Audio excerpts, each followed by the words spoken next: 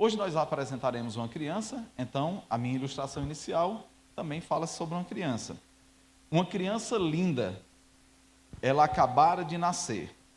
A alegria da chegada contagiou toda a vila, toda a comunidade, todo o vilarejo que ali fazia parte, aquela família a qual essa criança nasceu.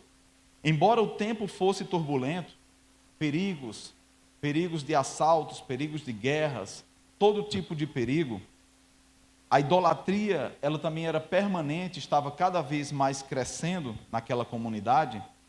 Em toda parte, o cenário político era instável entre a Síria e Babilônia, na tentativa de disputar quem seria e quem estaria na hegemonia mundial. O povo se afastava cada vez mais do Senhor. Este é o cenário em que essa criança nasceu, uma criança linda, uma criança saudável. Nasceu justamente nesse período. Os pais olham para aquela criança e fazem uma oração, fazem um pedido a Deus. Clamam a Deus por algo. Oraram dessa forma: que o Senhor abrace este nosso filho e o ame e o acolha. Por isso, seu nome será Abacuque, que significa abraçado por Deus. Convido vocês a abrirem suas Bíblias em Abacuque, capítulo 1. Nós vamos trabalhar hoje um tema entre a crise e a fé. Crise que nos acometem em algumas situações da vida e que no final das contas termina em fé, termina em um comprometimento maior com Deus. Abacuque é um exemplo disso. Um homem que nasceu em um período turbulento, como eu disse aqui na ilustração inicial, mas os seus pais colocaram esse nome com esse significado. Lembrando que a cultura de Israel tinha muito disso, né? Alguns nomes, na realidade a maioria dos nomes tinha um significado muito especial. O mensageiro do Senhor, o amado do Senhor, enviado de Deus. Então Abacuque aqui, o nome colocado, o nome dado a ele, desde o seu nascimento, tem esse significado. Um homem que foi abraçado por Deus. Abacuque é um profeta não tão conhecido por nós. Todos acharam aí? Ele fica ali no finalzinho do Novo Testamento, do Antigo Testamento, né? Entre Sofonias e Naum. E ainda estou vendo aí o farfalhar das folhas da Bíblia aí. Contrário, quem tem um aplicativo é mais fácil, né? Vai só rolando. Então Abacuque é um profeta não tão conhecido como Isaías, como Jeremias, né? Como Ezequiel, como o próprio Daniel. Mas ele tem uma mensagem muito específica para os dias de hoje, muito aplicável para os dias de hoje nas nossas vidas. Abacuque, ele recebeu uma revelação sobre a invasão dos caldeus. Os irmãos conhecem e fazem conexão já entre as histórias. Os caldeus eram os babilônios, ok? Então ele recebeu essa revelação, essa mensagem de que os caldeus iriam invadir Judá. Em 722, vocês estão rindo aí, olhando para cá, eu estou... Pensei que era alguma foto saindo aqui. Os caldeus, os assírios em 722, invadiram o reino do norte, tá bom? Por causa de pecado, por causa de atitudes e comportamentos e desvio, né? E iniquidades contra o Senhor. Então Deus castigou aquele reino do norte através dos assírios, em 722. Abacuque aqui está recebendo uma visão e revelação do Senhor que iria acontecer a mesma coisa no reino do sul, em Judá, certo? Então ele recebeu essa revelação, digamos que aqui nós estamos num período entre 690 e 640 a.C., tá bom? Abacuque é contemporâneo em termos de um período curto de tempo com Ezequiel, tá bom? Com Jeremias, inclusive há muitos detalhes, há muitas especificações no texto e diálogos que ele tem com Deus, que é muito parecido com textos que nós encontramos em Jeremias, certo? Então, Daniel, Ezequiel, Abacuque, Jeremias eles estavam ali em um período que antecipava a invasão ou o exílio babilônico, tá bom? Então esse homem estava nesse período. Capítulo 1, versículo 6, vocês podem acompanhar nas suas Bíblias, que vai dizer: pois eis que trago os caldeus, nação cruel e impetuosa, que marcham pela largura da terra para apoderar-se de moradas que não são suas. Tá bom? Nação cruel e impetuosa. Era isso que esperava e era isso que Abacuque estava recebendo como orientação do Senhor do que iria acontecer àquela nação, aquele povo, naquele momento.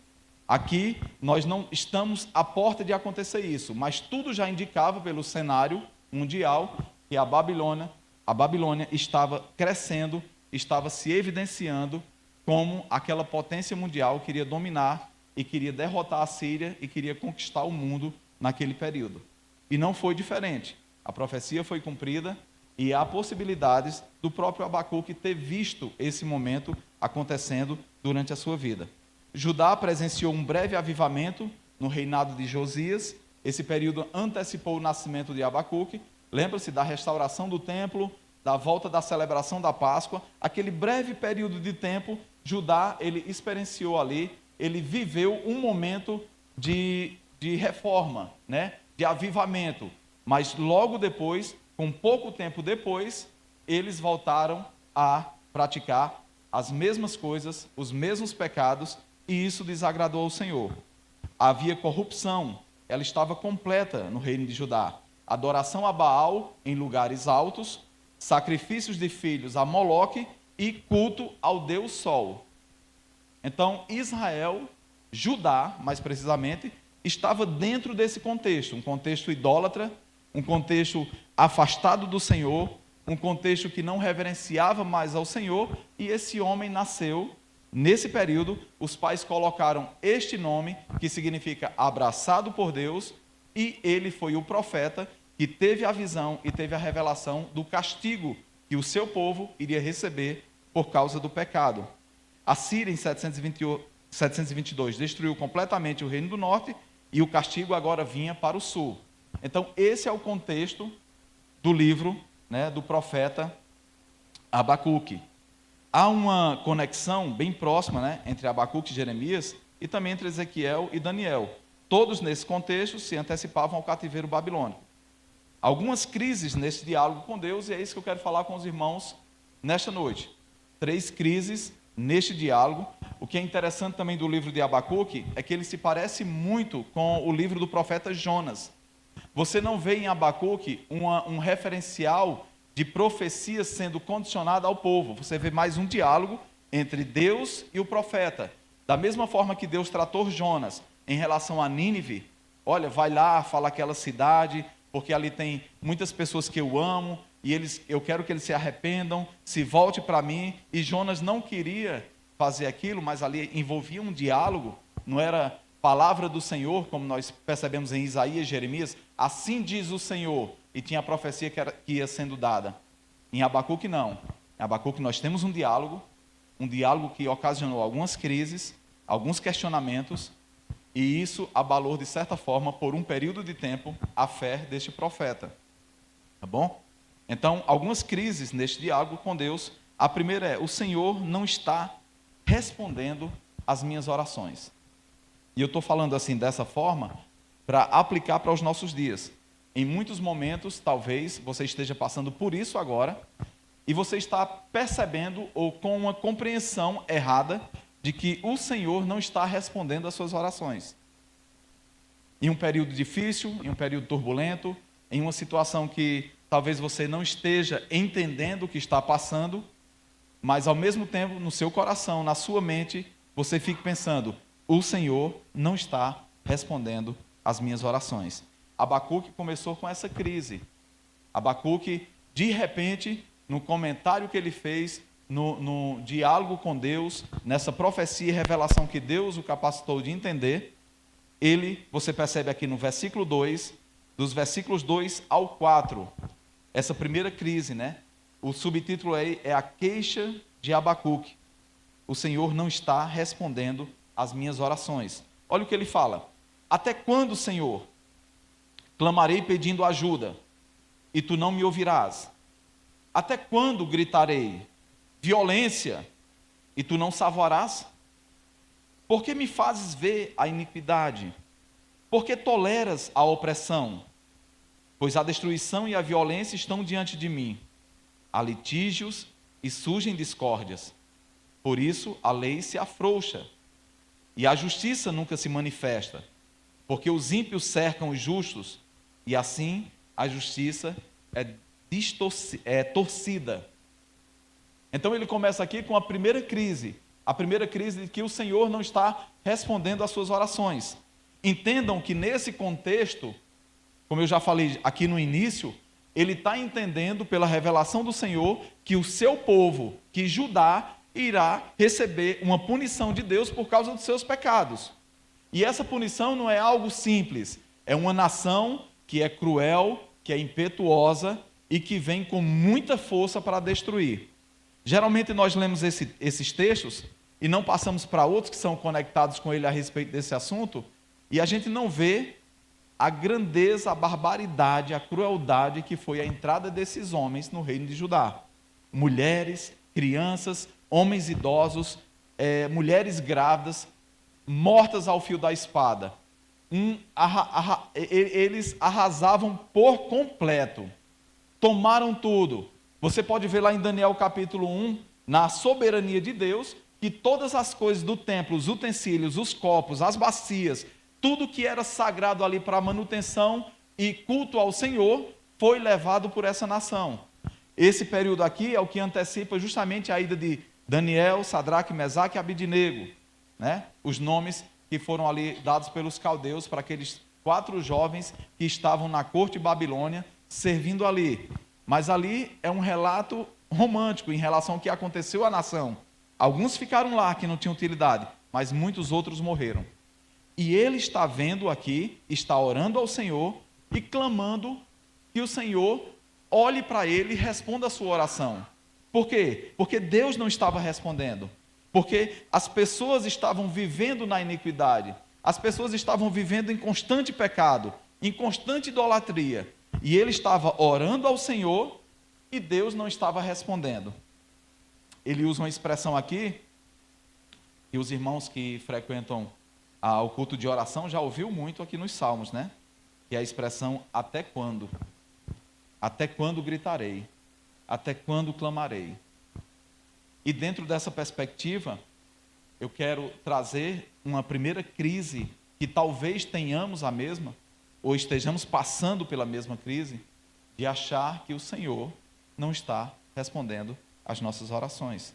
Seja por causa de tempo, seja por causa que a nossa fé está enfraquecendo, a nossa visão não está conectada de forma segura com Cristo, talvez estamos vacilando, né, entre uma coisa e outra, e tenhamos o mesmo pensamento a respeito disso. O Senhor não está respondendo a minha oração. A minha nação está em completa violência, a iniquidade está tomando de conta em todas as áreas, a opressão em todos os lados, há litígios, há discórdias, a parcialidade, a justiça não está sendo realizada de forma correta. E eu estou clamando, eu estou gritando, e este povo não se arrepende e nem o Senhor está ouvindo as minhas orações. Você vai ver algo muito parecido em Jeremias. Jeremias vai dizer que ele preferia ir para longe, para o deserto, do que continuar vivendo junto a um povo, junto a pessoas, em uma nação que as pessoas eram completamente pecadoras e estavam desviadas do caminho do Senhor.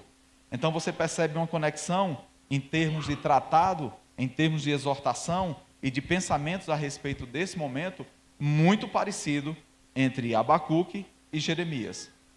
Então o contexto é esse, contexto de guerra, um contexto que a nação inimiga, uma nação ímpia, uma nação cruel, estava entrando para julgar o povo de Deus.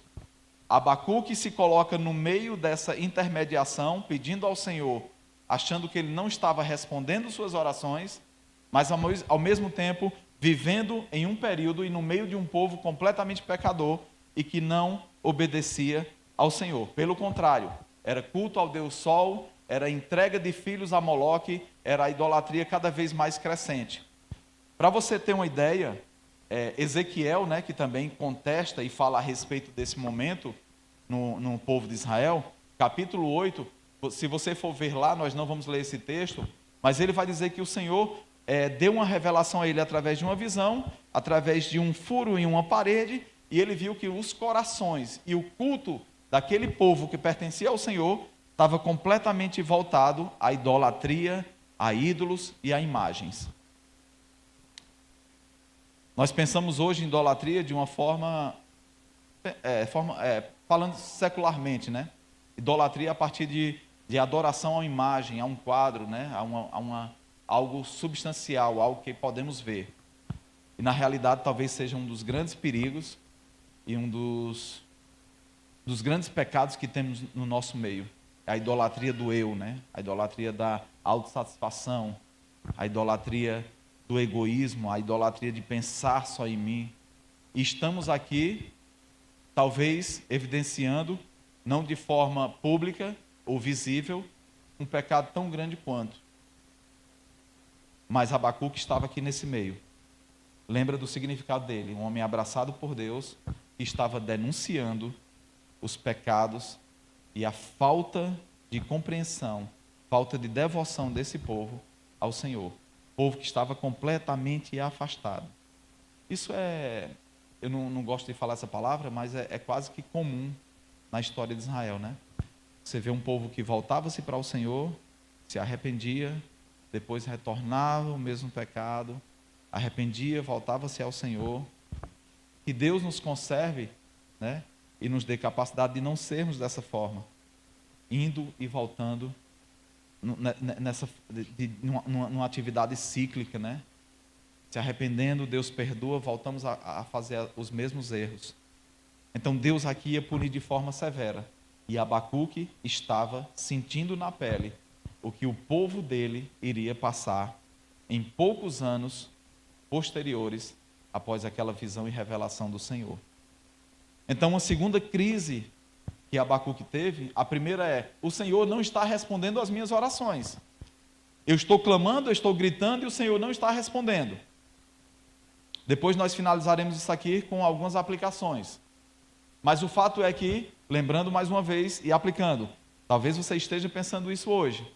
Eu estou todos os dias no culto de oração, peço as mesmas coisas, por muitos anos estou fazendo isso e Deus não está respondendo. Deus não está sendo gracioso para comigo. Eu tenho pedido tantas coisas que eu necessito e Deus não está me respondendo. Eu tenho clamado por tantas coisas e não vejo uma ação do Senhor em relação àquilo que eu tenho pedido. Então, Abacuque entrou nessa primeira crise, nos versículos do 2 ao 4, aqui no começo do seu livro. Sentença do Senhor, Judá ia sofrer por causa do seu pecado, o povo estava completamente envolvido com o pecado, Abacuque orando ao Senhor, mas ao mesmo tempo dizia: eu não estou sendo ouvido pelo meu Deus. E isso começa-se uma primeira crise. Segunda crise que a gente percebe nesse capítulo 1 é que o Senhor responde, porém não era isso que eu queria ouvir. Então talvez alguém esteja passando por isso, ou já passamos na nossa vida. Pedimos, Deus responde-nos, mas aquilo que Ele responde não é o que eu queria ouvir. E aí nós temos que nos submeter e entender que a vontade de Deus, segundo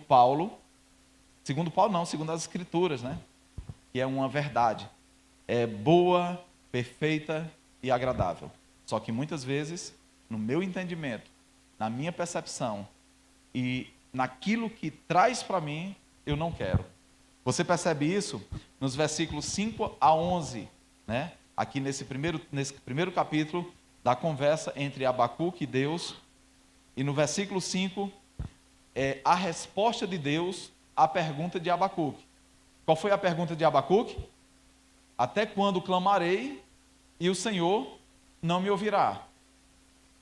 Quanto tempo eu tenho que ficar clamando e pedindo e o Senhor não vai responder? Então Deus, no versículo 5, ele disse: olhem entre as nações e vejam, Fiquem maravilhados e admirados, porque no tempo de vocês, eu realizo obra tal que vocês não acreditarão se alguém lhes contar. Parece até um início bom, né? Olha aí no meio de vocês, percebam que eu vou realizar. Eu vou realizar uma obra tal que vocês não acreditarão. Que obra tal é essa? Versículo 6. Pois eis que trago os caldeus, nação cruel, impetuosa, que marcham pela largura da terra para apoderar-se de moradas que não são suas. Eles são pavorosos e terríveis. Fazem as suas próprias leis e impõem a sua dignidade. Os seus cavalos são mais ligeiros do que os leopardos, mais ferozes do que os lobos ao anoitecer. Os seus cavaleiros se espalham por toda parte. Sim, seus cavaleiros chegam de longe, voam como águia e se precipita para devorar. Eles todos vêm para fazer violência. Estão determinados a seguir em frente. Reúne os cativos como se ajunta areia. Zombam dos reis. Os príncipes são motivo de riso para eles. Riem de todas as fortalezas, porque, amontoando terra, as conquistam. Então passam como passar o vento e seguem adiante. Tornam-se culpados esses cujo Deus é a própria força. Então essa é a resposta, Abacuque. Você não tem pedido e não tem clamado? Você não tem falado que eu não respondo às orações? Então eu vou responder, eu vou dizer para você o que eu vou fazer. É algo maravilhoso, algo tremendo. Eu vou trazer para vocês, para julgar vocês, para castigar vocês, para punir vocês por causa dos vossos pecados, uma nação cruel e impetuosa. Uma nação que os seus cavalos são mais velozes do que os leopardos. Uma nação que eles vêm como se estivesse vindo como águias, para destruir completamente este povo, para castigá-los. Então, olha que resposta, né?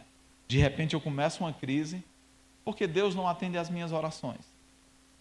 Porque é que eu clamo, eu grito e eu não sou ouvido? Aí Deus disse, eu vou te responder. Eu vou trazer isso aqui para você. Vou te mostrar o que é que eu vou fazer. Eu vou realizar uma obra no meio de vocês que vocês não acreditarão. Trarei uma nação cruel, impetuosa, pavorosa e terrível.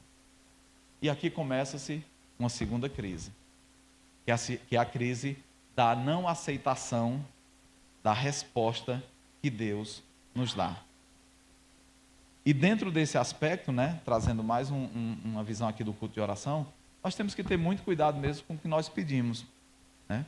A gente já conversou aqui sobre a forma de Davi orar, né? Pelo menos no primeiro livro, do capítulo 1 ao capítulo 41, e ele tem uma dedicação e ele tem uma percepção muito boa, um relacionamento com Deus que nos faz extrair algumas formas de oração que em muitos momentos nós não temos.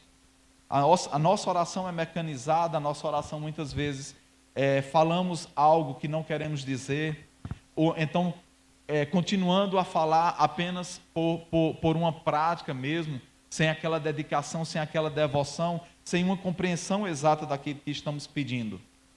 Mas o fato é, nessa segunda lição dessa crise, é que nós temos que entender e nos submeter à vontade de Deus, independente de como Ele responda. Porque a sua vontade é boa, perfeita e agradável. A sua forma de agir, embora não seja aquilo que eu queira, é perfeita, é boa, é aquilo que vai trazer benefício para a minha vida. Então, de repente, se a resposta da oração que eu tenho, ela não for aquilo que eu queria, saiba que aquilo que está sendo dado como resposta é o melhor para você e para mim. Então, Abacuque, ele começa nessa crise, nessa segunda crise. A primeira que Deus não estava respondendo suas orações. A segunda é que, não, essa resposta aqui eu não gostei. Essa forma de o Senhor tratar eu não gostei. A gente vai ver isso nos próximos versículos, que entra numa terceira crise, que é a crise de como pode o Senhor castigar um povo que pertence a Ele com uma nação ímpia. Acredito que vocês já devam ter passado por esse texto e lembre desse questionamento. Versículos 12 e 13 do capítulo 1. Não és tu desde a eternidade, ó Senhor, meu Deus, o meu santo? Ó meu santo? Não morreremos, ó Senhor. Puseste aquele povo para executar juízo. Tu, ó rocha, o estabeleceste para servir de disciplina. Tu és tão puro de olhos que não podes suportar o mal, nem tolerar a opressão. Por que então toleras os traidores e te calas quando os perversos devoram aqueles que são mais justos do que eles? Estão entendendo aqui o questionamento? Então, Deus não está ouvindo, Deus responde e eu questiono. Isso vai acontecer dessa forma mesmo? Essa nação ímpia, essa nação impetuosa, essa nação cruel, esses homens que não conhecem a Deus, vai nos subjugar, vai nos maltratar, vai matar o nosso povo, vai punir o nosso povo, este povo que pertence ao Senhor e que o Senhor ama. E o Senhor está dizendo, é isso mesmo. É isso mesmo. E nessas crises e nesses momentos, onde é que nós podemos nos apoiar? Na soberania de Deus. E é isso que eu sempre falo, isso que eu sempre tento viver.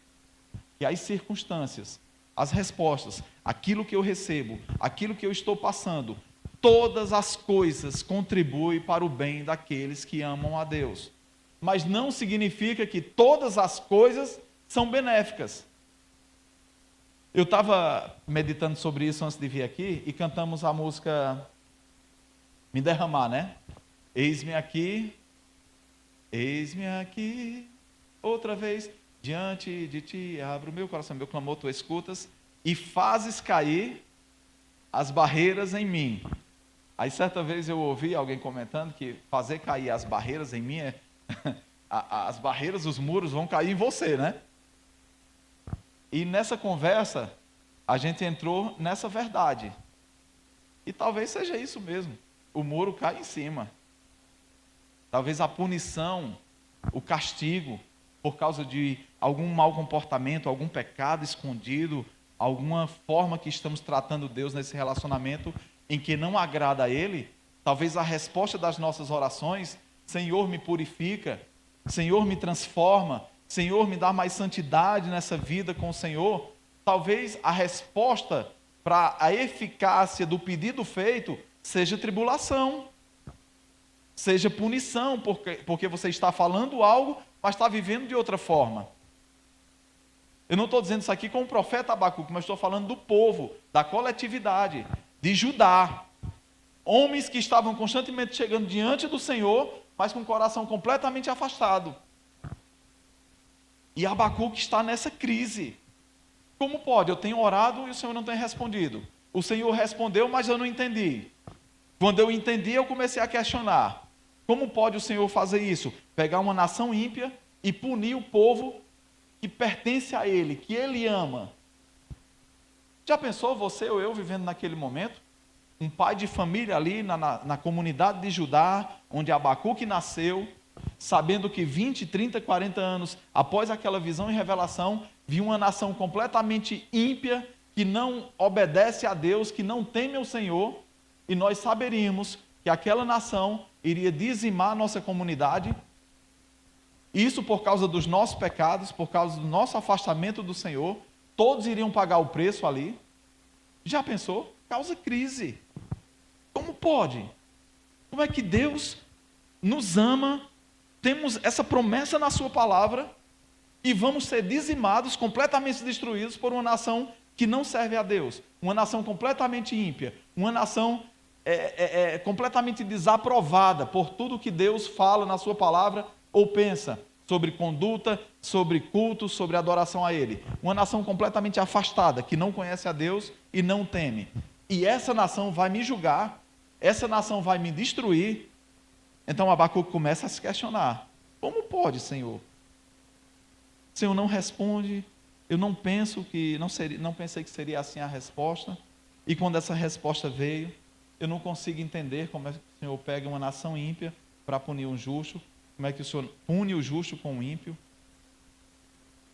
O Senhor punirá com justiça todas as nações. A Judá que pecou, punirá a Babilônia, punirá a Síria, punirá o Líbano, punirá todas essas nações, a Pérsia. A gente vê isso no capítulo 2, que nós não iremos ler, mas só trazendo um esboço geral desse livro, que Deus vai punir todas as nações.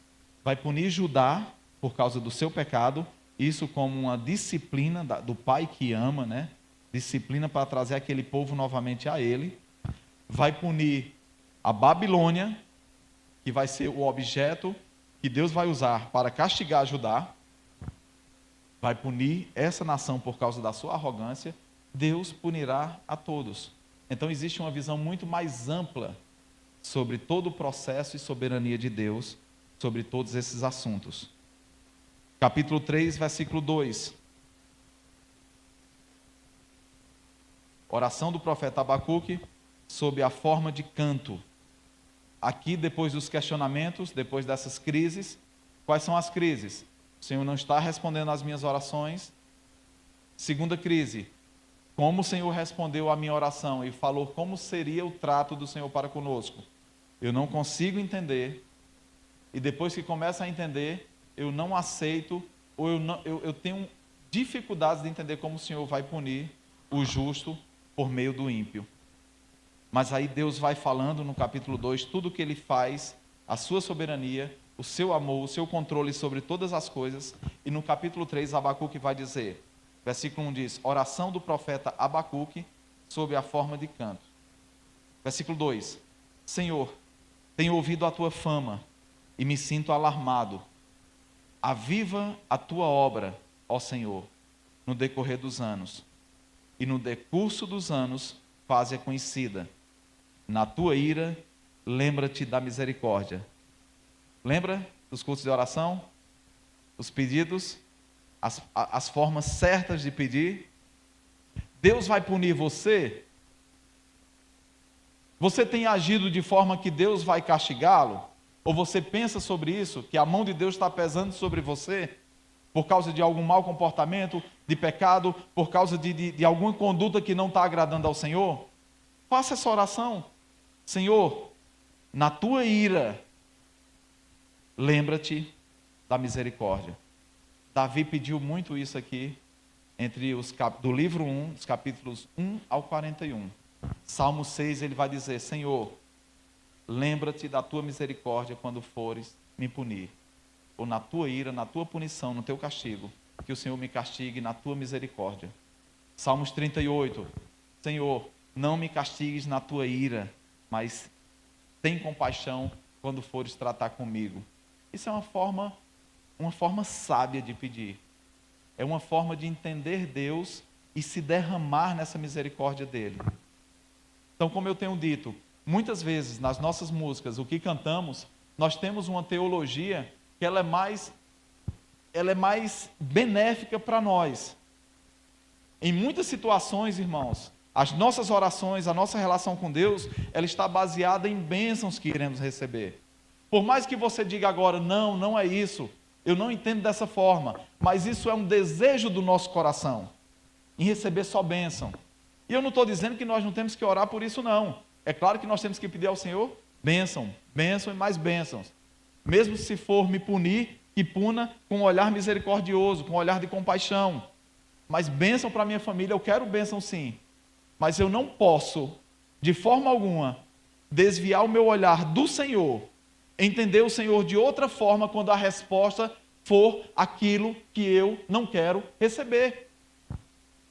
Porque isso significa, e a finalização desse livro, que as circunstâncias, elas nunca serão determinantes na minha vida com Deus. Eu não posso ter um bom relacionamento com Deus quando eu estou recebendo bênçãos apenas. Então começa uma tribulação, começa um problema, que também é forma do Senhor agir na minha vida, seja punindo por causa de pecado, seja me aproximando mais dele através de um aperfeiçoamento, seja uma prova, mas enfim, eu estou passando por algo que eu não quero passar. E não é isso que vai determinar o meu relacionamento com Deus. Porque Deus tem feito isso comigo, então eu não vou mais para a igreja. Porque Deus tem feito isso comigo, então eu acho que eu estou talvez seguindo um caminho que não é o correto. Né? Vou parar de ler a Bíblia, vou começar a procurar outras coisas. Não é isso. A principal mensagem que eu vejo aqui, entre muitas no livro de Abacuque, é que ele percebe, através de não ser respondido inicialmente, quando foi respondido, entender e não compreender inicialmente, questionar o Senhor, será que isso está certo? O Senhor vai realmente punir a nossa nação com a nação mais ímpia? E Deus vai dizer, sim, eu irei fazer isso. E não é uma nação qualquer não. Os cavalos são mais velozes que leopardos, ele vem com gosto de sangue na boca, mata por completo, destrói tudo. E lá em Daniel capítulo 1, para melhorar mais ainda a situação, dentro dessa soberania que nós não entendemos, foi Deus que entregou tanto a nação como os utensílios do templo do Senhor nas mãos de Nabucodonosor. Deus que entregou. Aí como compreender? Como compreender isso? Eu só vejo uma resposta, que a gente muitas vezes tenta dar de todas as formas, né? Usando a teologia, usando um versículo, conectando com outro. Mas a resposta que eu vejo mais básica e mais clara é a de Paulo, no capítulo 9 de Romanos. Quem é tu, ó barro, para discutir com o oleiro? Se ele fez isso, é dessa forma que tem que ser feito. Isso me chama a atenção. Me chama a atenção e me faz refletir muito. Porque talvez a nossa teologia, a nossa vida cristã, ela seja baseada em bênçãos. Ela seja baseada em ações benéficas e só. E isso, em muitas situações, nós estamos com a vida completamente desaprovada, vivendo de forma relapsa, sem um compromisso com o Senhor, mas mesmo assim querendo obter as bênçãos. E quando começa qualquer problema, nós questionamos. As nossas músicas, como eu tenho dito, falam muito sobre isso. Talvez não tanto os louvores que cantamos aqui, mas músicas evangélicas, músicas gospel, você pode perceber que todas têm uma mensagem muito positiva, positivista, né? Aquele negócio aqui, a minha vez chegará. Eu vou conquistar aquilo tudo que Deus me prometeu, sabe? Essa linguagem. E Abacuque aqui, ele se vê no momento em que está orando ao Senhor, questionando sobre a sua soberana decisão em punir o povo dele, e ele não consegue entender. Mas aqui no capítulo 3, ele vai dizer que tem ouvido a fama do Senhor e tem se alarmado. E dentro desse contexto, ele usa um termo aqui que nos chama a atenção, que é aviva a tua obra ao Senhor. Mesmo em meio a essa situação, mesmo em meio a essa tensão, mesmo em meio a essa invasão que teremos, pune o teu povo, pune a mim, restaura a nossa vida e aviva a tua obra. E ele vai finalizar esse capítulo naquele texto muito conhecido por nós. Dos versículos 16 ao 19, você percebe a compreensão. Foi por isso que eu disse, o nosso texto de hoje, a nossa mensagem de hoje, começa com 3 grandes crises do profeta Abacuque, que muitas vezes se assemelha a nós. A crise de achar que Deus não tem respondido nossas orações, a crise de não aceitar aquilo que Deus responde, que muitas vezes não nos agrada, e a crise de dentro de toda essa perspectiva, ficar questionando, sem saber por que aquilo aconteceu. Ele vai dizer no versículo 16, ouvi isso e o meu íntimo se comoveu. Meus lábios tremeram ao ouvir a sua voz. A podridão entrou nos meus ossos e os meus joelhos vacilaram, pois em silêncio devo esperar o dia da angústia que virá contra o povo que nos ataca. Ainda que a figueira não floresça, nem haja fruto na videira, ainda que a colheita da oliveira decepcione, e os campos não produzam mantimentos, ainda que as ovelhas desapareçam do aprisco, e nos currais não haja mais gado, mesmo assim, eu me alegro no Senhor, e exulto no Deus da minha salvação. O Senhor Deus é a minha fortaleza, Ele dá aos meus pés a ligeireza das costas, e me faz andar nas minhas alturas. E termina o mestre de canto para instrumento de cordas. Ou seja, faz uma canção. Aqui é a naturalidade das coisas. É o que nós esperamos. Nós esperamos que o gado dê o seu fruto, né? Que a plantação dê o seu fruto. Esperamos todas essas coisas. Mas quando Deus quebra as nossas expectativas, nós temos que falar como Abacuque disse: esperarei em silêncio o dia da angústia. Por quê? Porque eu ouvi a fama do Senhor, estou alarmado e sei que tudo que Ele faz é perfeito.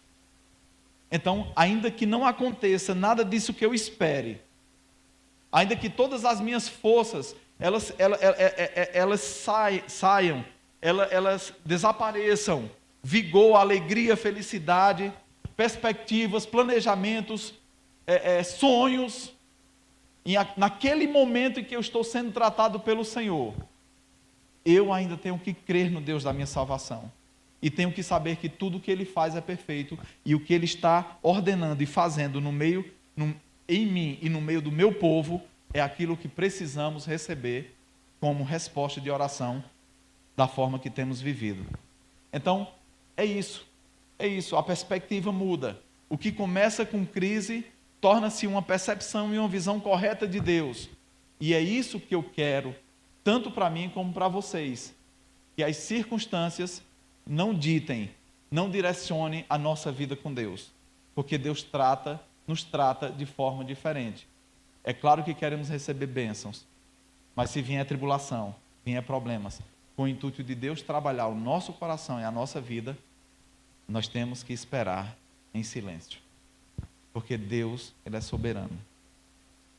Deus é justo e misericordioso, mesmo quando o seu povo não compreende os seus caminhos. Entenda isso. Não vamos viver por emoções. Não vamos viver baseado naquilo que eu quero receber. Deus é justo e bondoso e suas ações são perfeitas, mesmo que você e eu não entenda o que estamos passando ou o caminho que estamos percorrendo. A vida com Deus não nos livra dos vales da sombra da morte, mas nos garante a presença dEle. Lembra do Salmo 23? Ainda que eu ande pelo vale da sombra da morte, o Senhor estará comigo. Então, uma verdade muito clara que tem ali, que muitas vezes nós passamos desapercebido por causa de um coração e uma mente voltada apenas para receber o que é bom. É que a presença de Deus na nossa vida não nos livra dos vales das sombras da morte. Pelo contrário, nós passaremos por eles. Agora, a grande promessa que nós temos no Salmo 23 é que Deus estará conosco enquanto estamos passando por esse vale. A fé nos conduzirá a caminhos que, se não fosse pelo guiar do Espírito Santo, nós nunca iríamos. Então, entenda, a nossa visão, a nossa forma de viver, ela é sobrenatural. Paulo diz lá em Coríntios que o homem que não tem o Espírito de Deus não entende as coisas do Espírito. Por quê? Porque elas se discernem espiritualmente. Então, você encontrar uma família que está vivendo um luto, triste sim, talvez sem compreender aquele momento, mas dentro de um equilíbrio e uma confiança em Deus, é algo que nós não encontramos em toda casa. Uma pessoa que, pai de família, 2 filhos, perde o emprego por razões banais, de repente acontece, ou a própria economia, alguma coisa, e ele passa ali as suas primeiras semanas orando ao Senhor e sem se desesperar. É algo que é Deus que concede essa capacidade de entender isso. Então a fé, ela é um instrumento que Deus nos dá, que não nos faz apenas perceber coisas boas, mas homens que tiveram fé passaram por situações muito difíceis por causa da fé. E é com esse texto que eu quero finalizar, Hebreus capítulo 11, versículo do 30 ao 38, trazendo esses exemplos de homens da fé.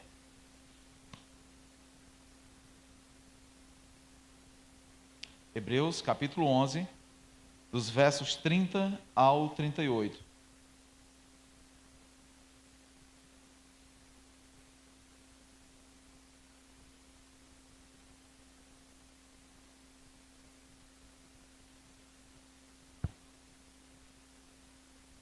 Hebreus capítulo 11, verso 30 ao 38, diz: Pela fé,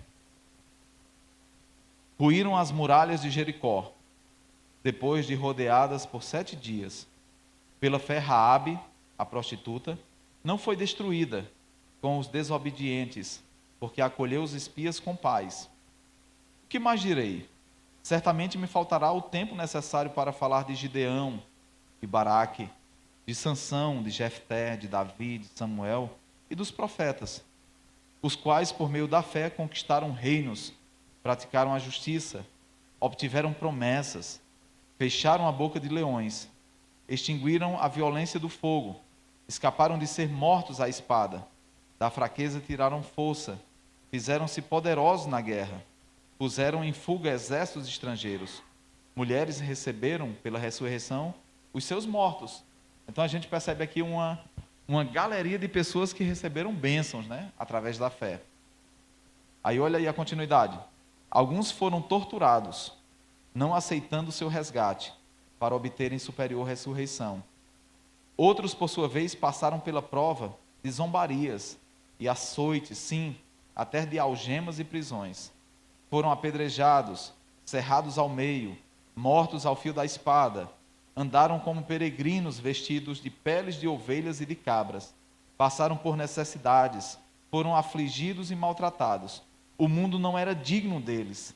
Andaram errantes pelos desertos, pelos montes, pelas covas, pelos antros da terra.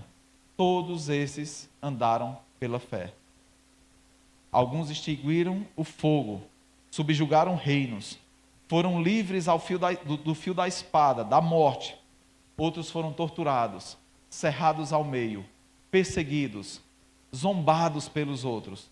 E estes homens, tanto um grupo como o outro, o mundo não era digno deles. Eles andaram errantes pelos desertos, pelos montes, pelas covas e pelos antros da terra. Então, o que recebemos, aquilo que Deus faz conosco, a forma que Deus nos trata, nós temos que entender que, independente do que estamos passando, seja tribulação, seja bênção, seja provação, seja uma vida fácil, se você está passando por um momento de bênção na sua vida, se você está passando por um momento atribulado na sua vida, é pela fé. Alguns estão recebendo bênção, outros estão passando por tribulação. Deus está tratando com esses aqui de uma forma, trata com esses aqui de outra. Mas o fato é que Deus tem um plano perfeito para todos nós. E não é as circunstâncias, não é como Deus está agindo conosco que vai nos fazer pensar sobre Ele de forma diferente. Independente do que estejamos passando, tudo que Deus faz é perfeito e Ele, na sua soberania, vai trabalhar em cada um da forma como Ele quer. Então, Abacuque, no final do seu livro, ele percebeu isso. O Senhor não está respondendo minhas orações? Quando responde eu não entendo e eu questiono, então eu vou esperar em silêncio a ação do Senhor sobre o meu povo. Porque ainda que nada do que eu queira que aconteça venha a acontecer, como o fruto da vide, o gado no curral, tudo isso que eu quero que aconteça, ainda que não aconteça, mesmo assim eu esperarei no Senhor, porque Ele é o Deus da minha salvação. Amém?